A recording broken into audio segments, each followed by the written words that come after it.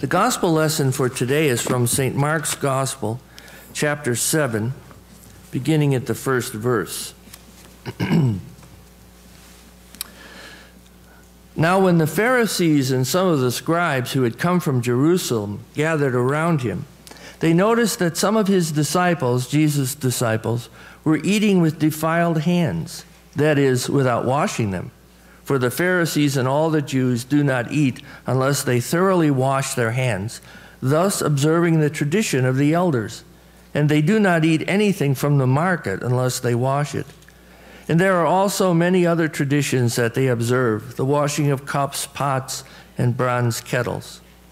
So the Pharisees and the scribes asked him, "Why do your disciples not live according to the tradition of the elders, but eat with defiled hands?"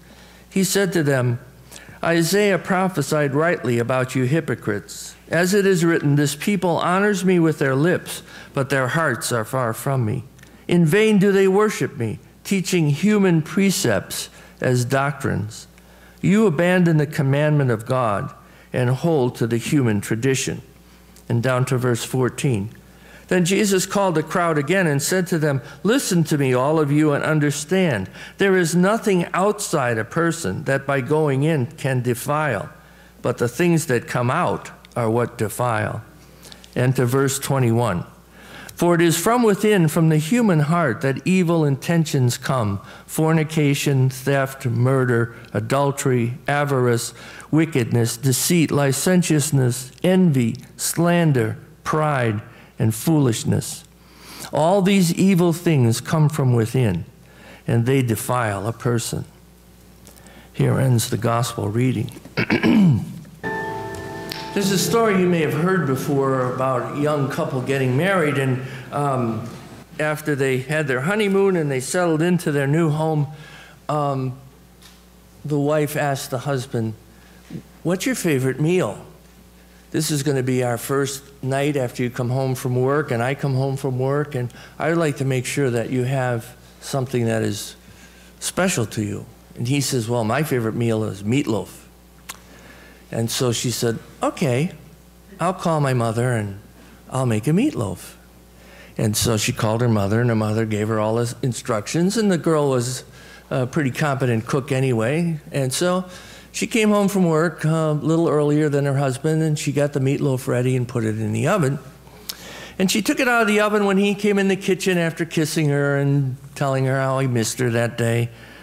Some of you remember those days. She took the meatloaf out of the oven, and there was the meatloaf in the pan, and there was a separate little piece on top. And he said, "Why is that piece on top?" And she said, "Well, that's how you make a meatloaf." He said, "Really?" She said, "Yeah, I called my mother, and she said that's how you make a meatloaf. You form the meatloaf, and then you cut a couple inches off the end, and you put that thing on top, and then you bake it in the oven." He said, "Really? I don't think that's how you make a meatloaf. I never saw meatloaf made like that before." You see, the marriage has now begun. And she says, "Oh, yes."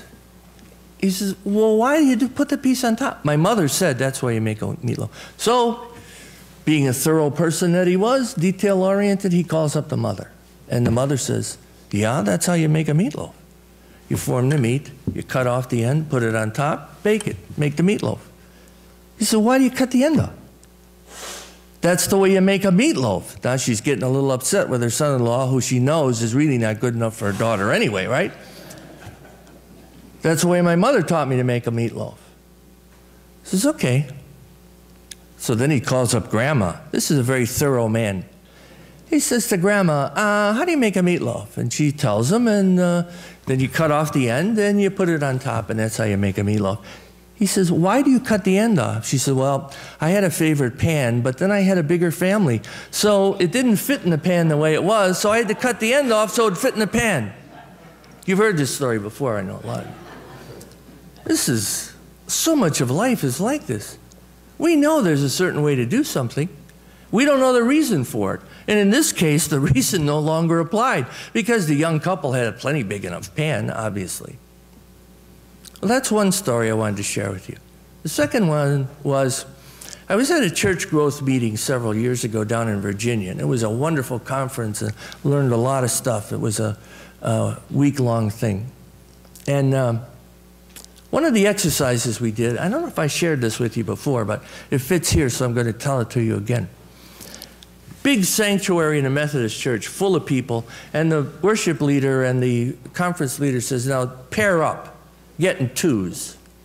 So everybody got in twos. He said, now spread out if you can. So spread out in the pews, spread out in the aisle, come to the front. This is a very large church, so there was plenty of room for people to move around. So now two of us are facing each other. He said, okay, now I want you to change some things about yourself. Turn around, turn your back to the other person, make some changes about yourself, and then turn back and see if you can name what your partner changed. So everybody, of course, is nervous about these kinds of things, and everybody's laughing, so we turn around and we change things. I took my jacket off, I loosened my tie, I think I took off my shoes the first time. So we turn around and we notice what's wrong, or what changed, and he says, okay, good. Now, change a few more things. So the next time I put a handkerchief in my pocket, I took a pen and put it in my teeth like I was getting ready to write something. I took off my belt.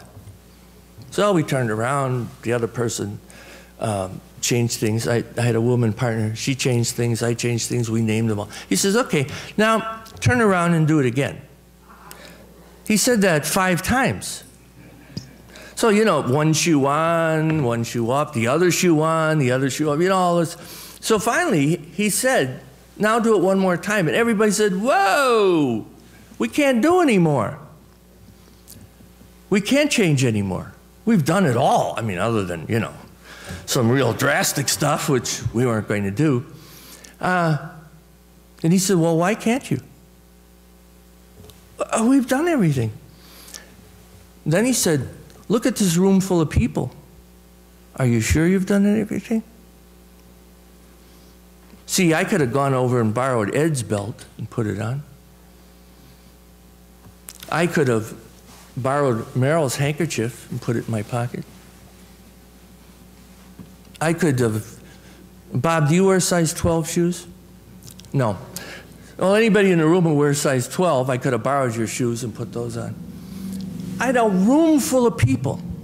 If I would have just put a different pen in my pocket, what were the possibilities? Hundreds. There were hundreds of pens and pencils out there. Some of them would have been duplicates, but I'm sure I could have found different ones. And so what the exercise taught us was that he didn't say, only use yourself as a resource. Those words never came up. He said, change yourself. And then turn around. Just change yourself. And nobody thought about the fact that the whole room was a possibility. And that's what he was getting at. Well, see, these two illustrations, both the meatloaf and this change exercise, are simple ways to get at what Jesus is saying in this morning's gospel. One thing is that some rituals have little meaning anymore. They've lost meaning. It isn't that they were bad from the beginning. They were good at the beginning. But their time was over. And those rituals, as society changes, some of them have lost their meaning.